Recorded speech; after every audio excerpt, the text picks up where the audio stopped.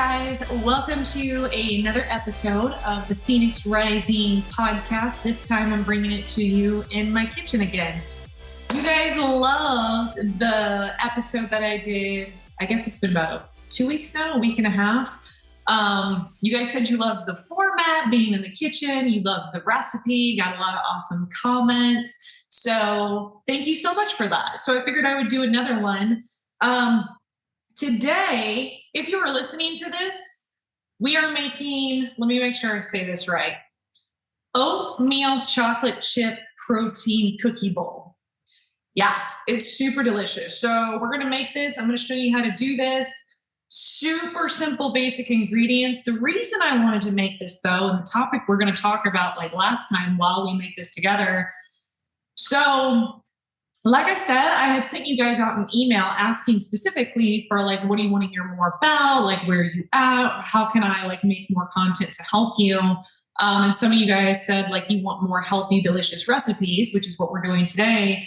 But then it was super awesome because some of you guys sent me specific questions about things you're going through in life, looking for advice and help on that. So with that, one of the ones that we're going to talk about today is in regards to dealing with the big uncomfortable emotions such as grief, heartache, going through times of loss of friendships, loss of relationships, and just really figuring out how to be in all of it. So I got a message from somebody who watches this, who I love you. Thank you for the message. You know who you are. Saying that they were struggling with, I actually got super emotional about this. If I get emotional, it is what it is. Just because like we've all experienced pain and loss. And so when you have dealt with your own pain and loss, when somebody else is going through pain and loss, you can't help but empathize and have compassion for them. So when I sent out the email, I got a message saying that a specific person was dealing or struggling with going through grief. Their fiance had passed away, and they were really struggling to be in all of it while also struggling with grief from a family member who had passed away years prior. And so the question was, how do you deal with the mess of all of this and be in these big, uncomfortable feelings without feeling like the feelings will consume you or control you or take over you and you no longer are in control? So we're going to talk about that today, but in getting that email, I was thinking about it as like, man, when you're going through like such a hard time like that and you're feeling such heavy emotions and grief and pain, like you just need, like all you want is like comfort. So I was like, what kind of food brings me comfort? And chocolate chip cookies are something I used to make as a kid. And for like, we'll get to this topic, but like there are some stories around this. So growing up, like that was one of the things that I loved to bake for my family. I loved baking homemade chocolate chip cookies. And even to this day, if we have like a holiday or a family gathering, they're always like, Ashley's making cookies, right? Because I love it and I've like really honed in and perfected the recipe. But obviously like now I'm more health conscious and I don't eat as much sugar and all of those things. But so the story behind this is when I was a kid, the way the process used to be was any friends who knew me back then, they knew if they were like, oh, if we're spending the night at Ashley's Friday night, I know we're going to make homemade cookies. Well, in my home growing up, we didn't really have like rules around how many cookies you were supposed to eat. So the way it worked is I would make up like this homemade chocolate chip cookie dough all from scratch. And then I would make like one pan, which was like a dozen cookies. And the rule in the family was like dad always got the first plate of cookies fresh from the oven. So I would bake up like all these cookies and like the first ones, I'd like plate them and like put a glass of milk in the freezer for my dad. That way it was like super ice cold. And then you got like hot cookies coming out. And like I'd pull his milk out of the freezer and I would like have this plate of fresh homemade chocolate chip cookies. And I would take it to him and he would like eat as much as he wanted. And then the second plate, the second batch was what the kids got, what we were allowed to get. Well, being a kid, you kind of just eat whatever you want to eat. And so I can remember like plating the second plate, and that was my plate.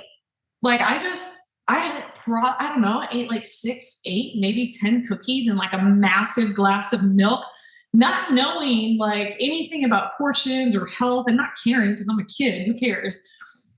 But I remember the first time I went over to my best friend's house and I had asked her mom, like, can I make cookies for you guys? And we made cookies. And I'm in like my same process of like first plate is to the parents or whoever. And the second plate, like, I'm just going to eat whatever I want. And I remember getting the second plate and her mom had portioned out 2 cookies for us and like a very small glass of milk. And I remember like standing there confused of like, why am I only getting 2 cookies? I don't understand. And then realizing like, oh, this is all you're supposed to eat. And the friend being like, this friend was like somebody who was very skinny and small and petite. And not that I was overweight, but I just remember that was the beginning of me becoming body conscious and feeling very aware of, so have I been eating like a fat kid my whole life and nobody told me? So now, like, I have found ways that, and like, don't get me wrong, like every now and then I just eat cookies because I need a little bit of comfort. But now when I make this recipe that we're going to do, it's the times when I'm like, I just need some comfort food and some love because I am just going through it today. So when I got the message in the email talking about like the uncomfortable feelings of grief and all that, I was like, what kind of recipe would like bring me like warmth and comfort? So today we are going to make an oatmeal chocolate chip protein cookie bowl. Honestly though, if you need it, just go make some homemade cookies. I think I have a recipe somewhere on the YouTube channel of how to make homemade cookies. But all right, so we're going to start with this and then I'm going to dive into the super heavy topics about dealing with all this. As usual, you might hear Bear because when I am giving other people attention and not him, he gets very feisty. All right, so to make this, you need some oats. I just have basic, generic, quick cooking oats. Quick cooking oats are going to work better than the old-fashioned oats because these are a little bit finer ground. So you're going to need a half a cup of quick cooking oats. You need a little bit of vanilla extract. The Himalayan pink sea salt, this is going to be optional. I'll show you why I like to do that. This is just a scoop of grass-fed whey protein isolate. I put it in this cup because I'm not really particular on which brand to use. So it's just grass-fed whey isolate in here, 1 scoop. Then we have Lily's dark chocolate baking chips, which I use these like crazy. And then we have oat butter. So this is I found this at Sprouts. People, you guys have been asking me like where I get some of this stuff. Sprouts and I believe Whole Food has this. I like it because I have a little bit of a sensitivity to almonds and peanuts and all that. So this is made from oats, olive oil, coconut oil, maple syrup, and regular chocolate chips. So I really like this stuff. But if you can't find oat butter and you don't have any issues with nut sensitivities, you can just use almond butter. Almond butter will work really good with this too. But so that's it. That's all you need to do this. This is super simple. So, and water. This is, I don't know how much water, but we'll probably end up using about a cup of it. So you're going to take half a cup of the quick cooking oats. I got a little measuring cup here. Oh, just spilled some on the floor. Half a cup of oats, thrown it in this bowl. My dad got me this massive mug for my birthday a couple years ago. It says Morning Pumpkin. Growing up, he used to call me Pumpkin. So I'm sticking the half cup of oats in my little Morning Pumpkin massive bowl. All I'm going to do, make some standard oatmeal. So I'm going to take some of this water, try not to pour it on the floor, pour it in this bowl. I like to do it till there's maybe like a quarter of an inch of water above the oats to make sure there's plenty of room and enough moisture. Otherwise, the oats will be too dry when we add the protein powder. So I have, if I had to guess, probably like a cup, maybe a cup and a quarter of water in here. If it's too much, don't worry, because when we start adding all the other ingredients and as they kind of sit, that'll just all get soaked up. So I'm going to take this, I'm going to stick it in the microwave for 2 minutes. I'm going to keep talking to you while this is in the microwave. So, side note, before I forget, one of the movies I would recommend to anybody who is dealing with like grief or breakup or just the loss of a loved one. If you have not seen, I believe it's called Collateral Beauty. That movie is such a beautiful depiction of the processes of grief and the different things we all go through. It has Will Smith and Kate Winslet in it. Such a beautiful movie. But when I got this email, I was thinking about it. I was like, that's such like a beautiful thing, because in it, Will Smith is like, I believe it's his daughter he loses in like a car accident, and he just cannot totally come to the acceptance of the loss. And so throughout the movie, like you kind of see how the people in his life are experiencing the loss with him as he's like denying the grief, but also his own process, because he writes these letters to time and he mails them every day. And he writes a letter to love and he mails it. And he writes a letter to grief and to pain and all these things as part of his healing process, just because he's not quite totally ready to deal with the grief. But in a weird way, he is dealing with the grief, which is one of the things we're going to talk about in this, about when you actually are coping, even when you feel like you can't cope. And I had a conversation with somebody yesterday, actually, who was going through like a really, really hard time, like losing a job, losing a spouse because they're going through a divorce, dealing with some health issues. And he was saying, like, I just don't feel like I can cope with this sometimes. And I like paused him for a second. I was like, you are coping with it right now. Part of the issue is, though, we think like when we are coping with it, oatmeal's done. When we are coping with it, we assume that coping with it means that we're not going to feel the pain. We think if we're coping with it right, then it's pain-free. And so what I was telling him is like, what are you talking about? You don't feel like you can cope with it. You are coping with it. Like, this is your process and how it goes. Okay, so the oats are done. That was like a perfect amount of water because they're like nice and mushy. That's what it looks like. If you're watching this, that's what they look like. They're not crazy runny, but there's enough liquid in there that they're nice and mushy. So when your oats are done, you're going to take your scoop of protein powder. If you are not looking to get, like, if let's say you're tracking your macros and you don't really need any more protein, you can just leave out the protein powder. You're still going to get the same bowl. I am using vanilla because it goes well with what this is, a chocolate chip cookie. So you're just going to take a scoop of your vanilla protein powder and stick it in there. I have a spoon that I'm just going to stir that in until it's all mixed up. If it ends up being a little like dry and it's not really mixing, you can just add a little bit of water in there. It's not a big deal. Or if you really want to go all in, you could add some coconut milk, some almond milk to make it even richer.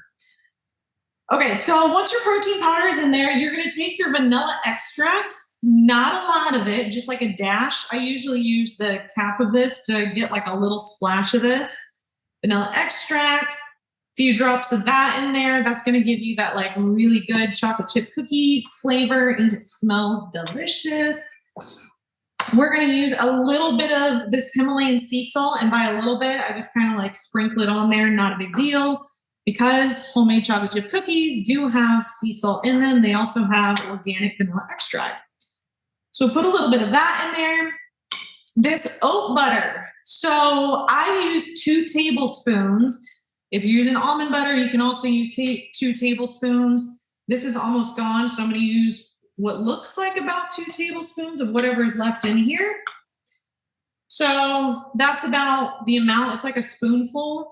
I'm going to just stick this on top for right now, and I'm going to leave it alone because the heat from the oatmeal is going to help melt that a little bit, and then we'll spread it over the top. So while this is melting, we'll keep talking about this.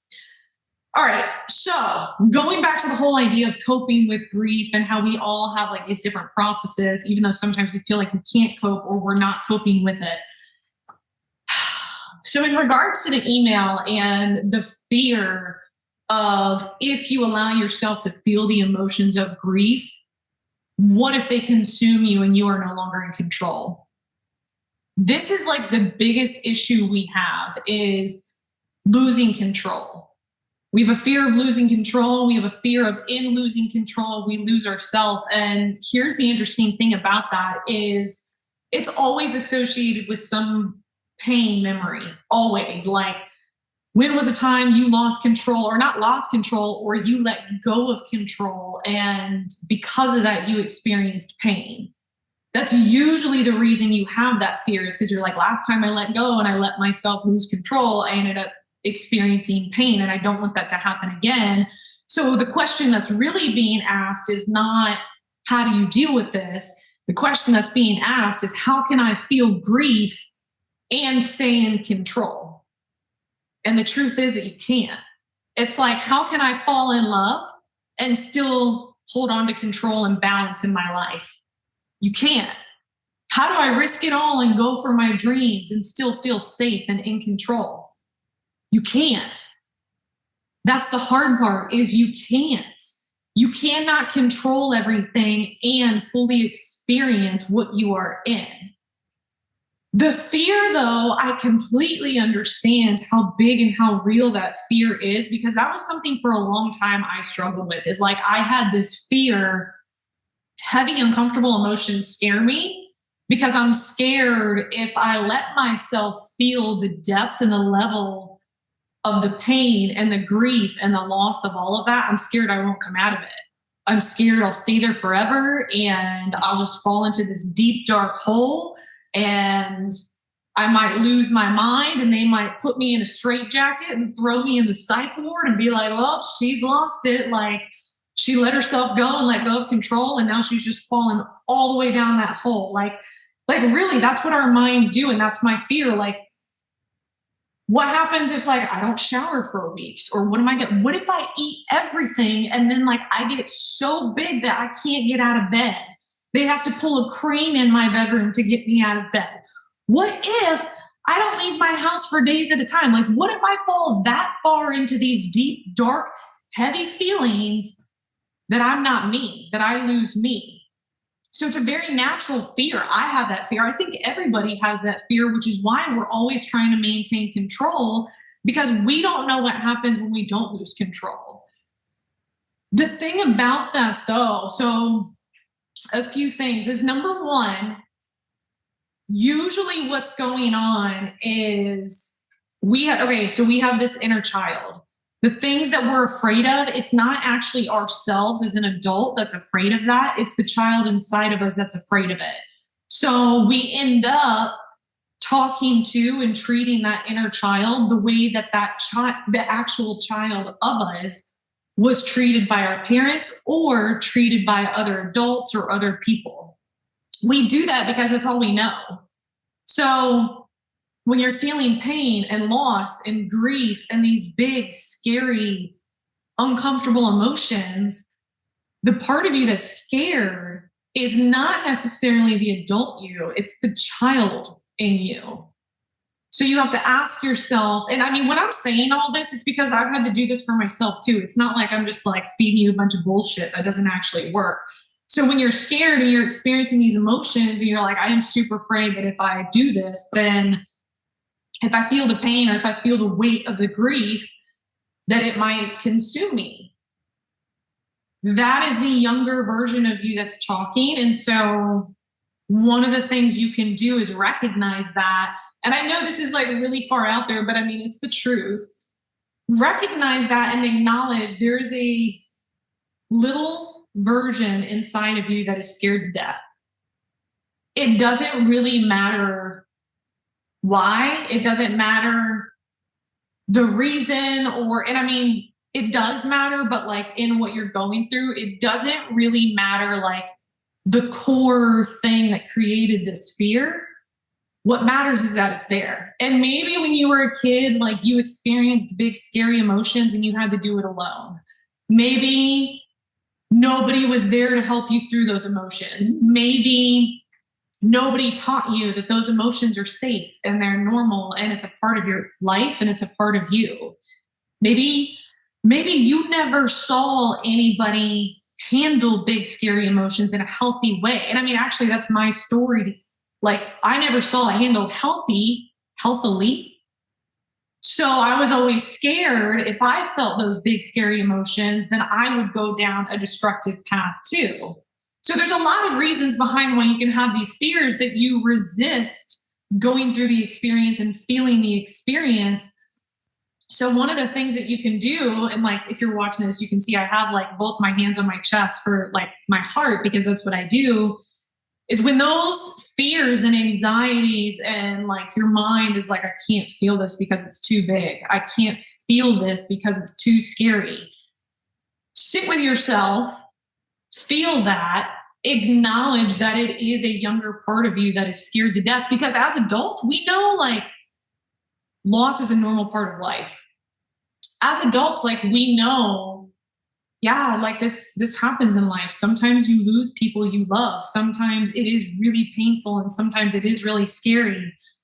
So the adult part of you knows that. So you can sit there, put your hands on your chest, take a deep breath, and talk to that scared part of yourself and just say, hey, all right, I hear what's going on. You're terrified. I know these are really big, scary emotions. I know. But I'm not going to abandon you. I'm not going to leave you there to deal with it on your own. You're not stuck. I won't let you get stuck, because now what you're doing is you're giving that part of you that wants the security and the reassurance and the attention. You're giving it the attention, but you are also being the adult to that younger part of yourself so that you don't feel alone and you don't feel as scared. There's a story I have behind this of when, like, the first experience I had of this, like, inner dialogue. I mean, I always have an inner dialogue. We all do. We have like our conscious mind, we have our subconscious mind, but I mean, we also have like the inner child, and then we have the adult, which sometimes as the adult, we are simply being the adult that other adults were to us, not necessarily who we want to be.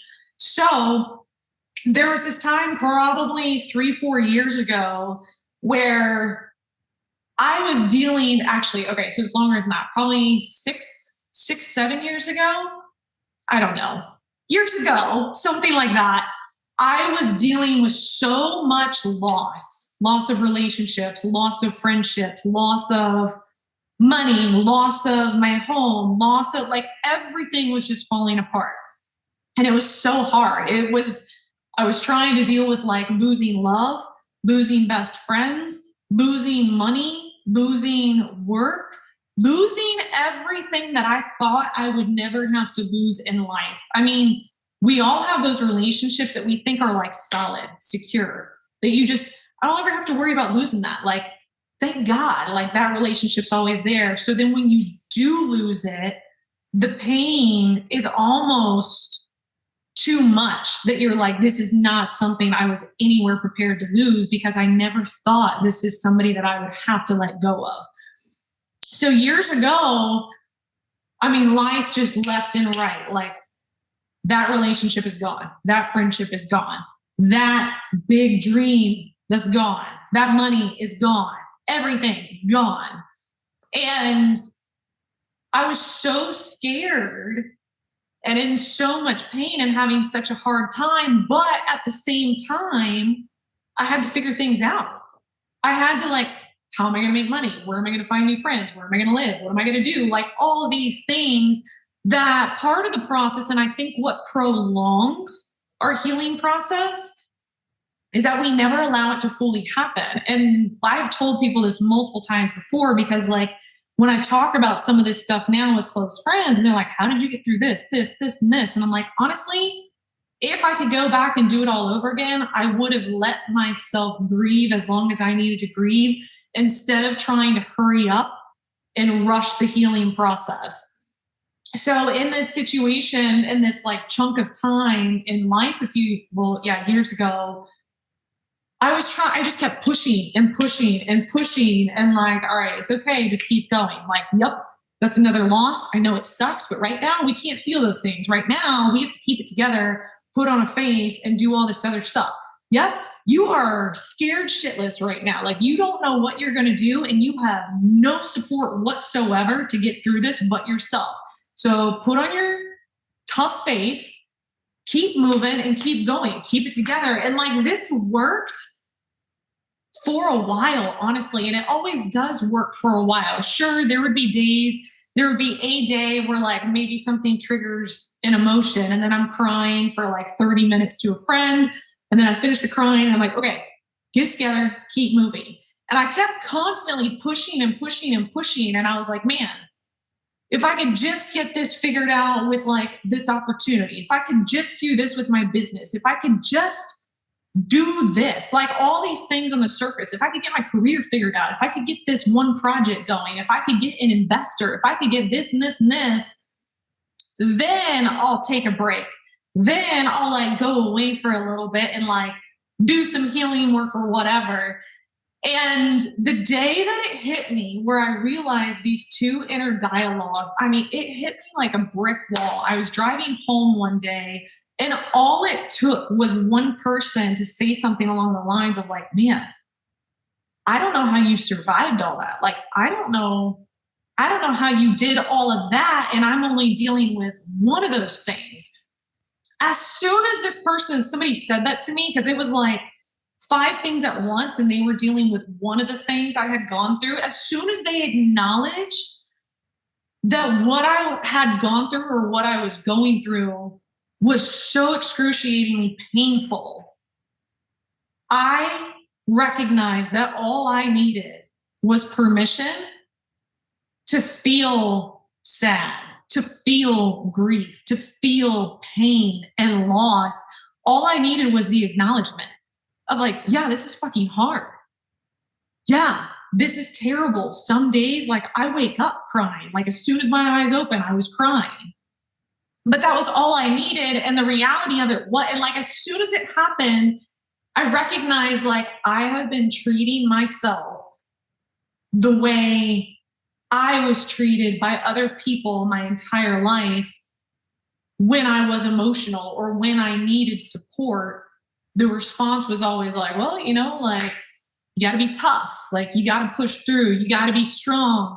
The world's a tough place. So like you can't sit around and cry about it. Like I had been treating myself that way.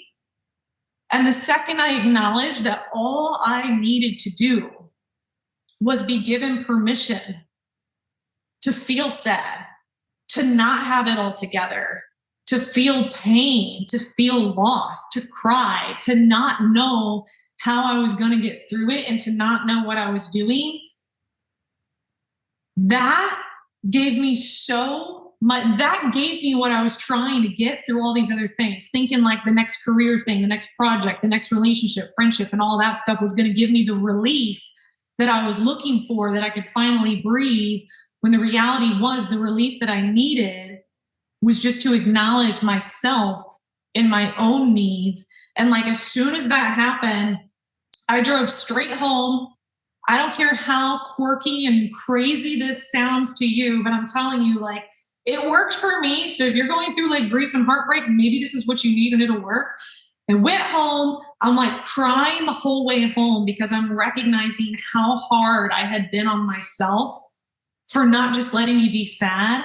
And I like sat on the floor like I do in my meditation, and I held my heart and like my hands to my chest, and I just cried my eyes out. And I was like, I am so sorry that I have not let you feel the pain of all of this. I am so sorry that I have pushed you and not just let you be sad, that you've lost friends, you've lost relationships, you've lost money, you lost everything you thought you would never have to lose. And I sat there for like 3 hours and just cried and cried. And in that moment, I made a promise to myself. I was like, I am never going to treat you like that again. Whatever you need, I am not going to abandon you. If you need to cry for weeks at a time and never come out of your bed, that's fine, because I love you. I trust you. I'm here for you. I'm not going to give you the same treatment that other people have given you. And I think that's the hardest part. So to this person who is going through like massive amounts of grief and not knowing how to be in it without letting it consume you, this is how you do it. You let yourself fall apart. You let yourself feel all of it. You give yourself permission to let this take as long as it needs to take. If you never get over any of this, it's okay. It doesn't mean any less of you. If you never stop feeling the pain, it's okay. It doesn't mean you're unlovable. If you never stop feeling these people missing from your life, it doesn't mean you're doing it wrong. It's just evidence of the amount of love that you shared. The problem is when we go through these big things and we're trying so hard to control it and not lose ourselves in it, we close off parts of ourselves. We close off parts of our heart because we're like, God, I can't feel that pain again. I can't go through that again. When deep down, all you really want is to feel all of it and for it to be okay. So when I got this message and I got this email, I was like, man, if you were right here with me, this is what I would tell you. Like, let it consume you. Let yourself feel whatever you need to feel, because what you're going through is so hard. I cannot imagine losing a fiance. To think that I found the person, and see, this is making me emotional because I'm a sensitive empath. I cannot imagine thinking that I have the security of I found the person that I'm going to spend the rest of my life with, and then to have that be taken away. Nobody prepares themselves for it. It's like divorce. Nobody gets married thinking they're going to be divorced. Nobody gets in a relationship thinking they have to go through heartbreak. Nobody opens their heart up in anything thinking that there's ever going to be a loss. And that's the thing, is when you're on a high, you can't even imagine there's ever going to be a low. And then when you're in a low, you can't imagine that there's ever going to be another high, but they both do exist. And if, like this person, you are experiencing like such overwhelming pain, obviously, like I can't be right there with you and sit in it, but I can be with you in this episode and in this video to just like, you're not alone in that pain. I have felt massive amounts of pain before. I guarantee you every single person listening to this and watching this video has felt deep, heartbreaking pain that they thought would never stop. So sit with that and give yourself permission. If it does consume you, it's okay. If you don't get out of bed for weeks or months, it's okay. That's your grieving process. If you don't feel like you can give to anybody else, if you run away, if you quit your job, if you totally have a midlife crisis, it's okay, because all you are responsible for is showing up for yourself and your experience. So whatever you need, that's your way of grieving. And that's why I referenced that movie in the beginning, I think Collateral Beauty, because it just shows so many different ways that we all go through grief. There's a couple more things I want to say on this. I'm going to finish up this recipe. So by now, your nut butter or your oat butter should be pretty melted. So what you're going to do is you're going to spread that over the top of this, almost like you're spreading icing on a cake. Spread it all over the top of this, so it kind of looks like this. Then you're going to take your Lily's dark chocolate baking chips. I use about, if you have a scale, which this is a scale I'll show you in the video, you can get this for like $10 at Walmart. It's super cheap. If you don't have a scale, who really cares? But it's 28 grams on the scale, or you can do what I'm about to do. I do 2 little handfuls, which is about the size of a tablespoon. So you sprinkle them on top. That's 1. Then another one, sprinkle on top. That's 2. Let that sit for maybe a minute or so because the heat from the oatmeal is going to start to melt the chocolate. You can put some like almond milk or coconut milk in the freezer to make it nice and ice cold.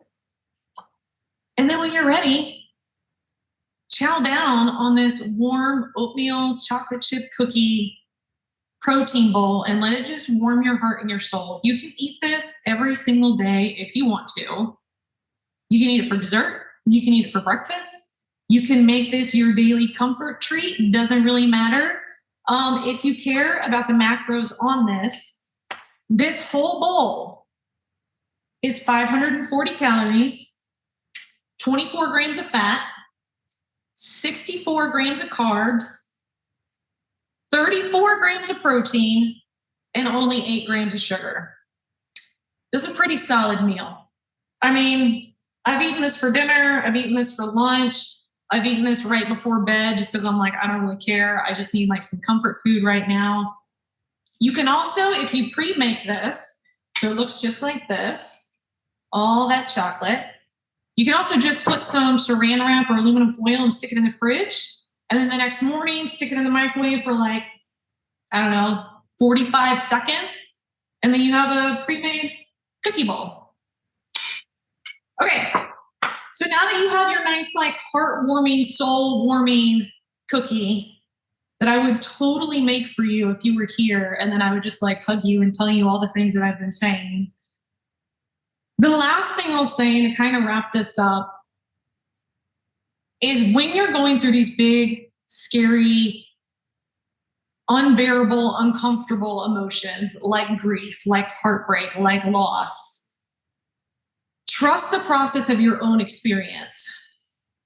All I mean by that is if you think about how self-healing our body is, I mean, literally, if you get a cut anywhere, your body will immediately put all of its energy and effort into healing right away. It sees pain, it sees an injury, your body starts producing more inflammation, it produces more blood cells, and it immediately goes to stopping the pain and healing it and all of that, right? Our brains do the same thing. Our bodies and our brains are incredible. The problem is we don't really see these processes and they don't really require our participation in it. When it comes to the emotional healing process, our heart and souls and brains will naturally navigate us to healing. We interfere with it though. We stop it.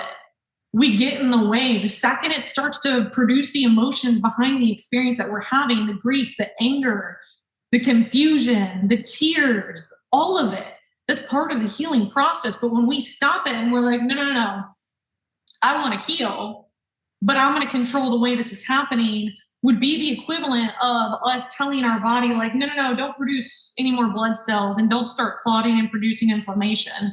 Yes, I want to heal, but I'm going to do this in a way that like I have complete control over what's going on. Then your body's like, WTF? What do you want us to do? Like, okay, we'll put everything on pause. Then you're not going to heal. You let us know when we're going to move forward. Your heart and soul work the same way. You have to surrender to your process and trust your own process in it though, and stop interfering. And when I say stop interfering, I simply mean give yourself permission to do whatever you need and trust that every single day is probably going to be different. Some days you're going to be like, okay, I think we're done. I think the healing is over. And the next day you might be on the bathroom floor crying your eyes out, questioning everything, feeling angry. If that's the way it works, that's the way it works. Like grief does not have a timeline. Loss doesn't have a timeline. I wish there was a timeline, but just like I said with your body, you don't know how long it takes for a cut to heal. Actually, I have this, oh wow, you can kind of see it. I have this big burn mark on my forearm. It's been there for about 2 weeks. I burnt it pulling a cheesecake out of the oven, which I have scars all over my arms from baking. It's always happened, whatever. But like, even in that, like, I don't know how long this is going to take. And I don't even know like how to make myself heal other than just like, wonder what would happen if I do nothing and just let my body take over and let it do what it needs to do. It's the same thing when you're dealing with big things. And it's so funny because we don't have this problem when we fall in love. We don't have this problem when things feel good. We're like, I'm just going to keep riding this wave because it feels great. And I am like on a high right now. We just keep riding it. It's when we feel the lows. We're like, I don't know how low this is going to go. And I don't know that there's ever going to be another high.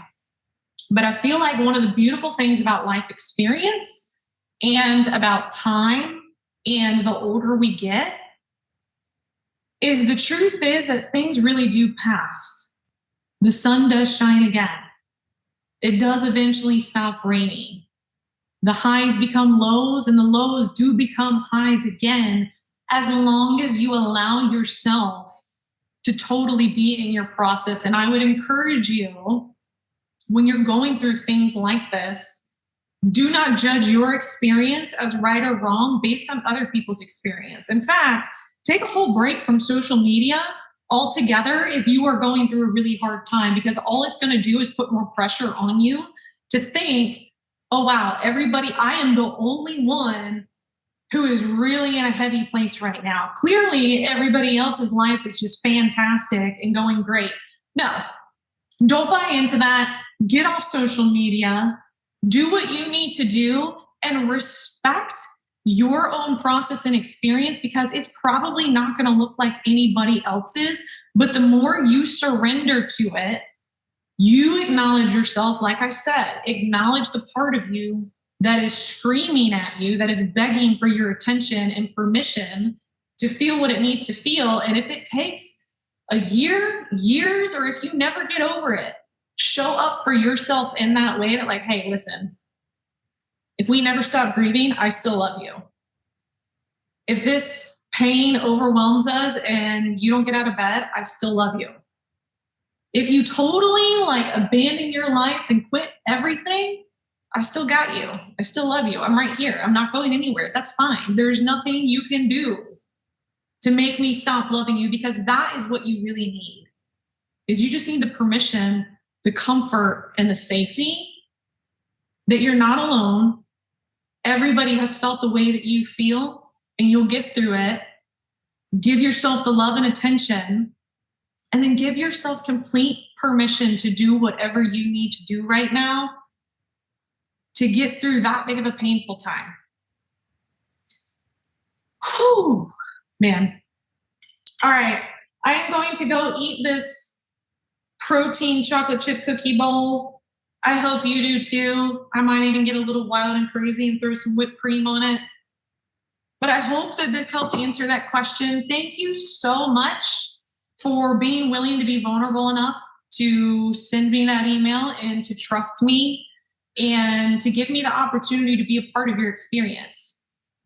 Yeah. Thank you for all you guys who sent in the messages about how much you like this format. If you loved this, I'm sending you guys new episodes every single week, so be sure to subscribe as they come out. Also, if you have a specific topic you want me to talk about, shoot me an email, or you can message me on Instagram. It's just Ashley Drummons. Or you can comment on this video and let me know. But like, I truly love this. It makes me so happy to bring delicious food and connection to you. And until next time, I'll see you in the other videos. Bye.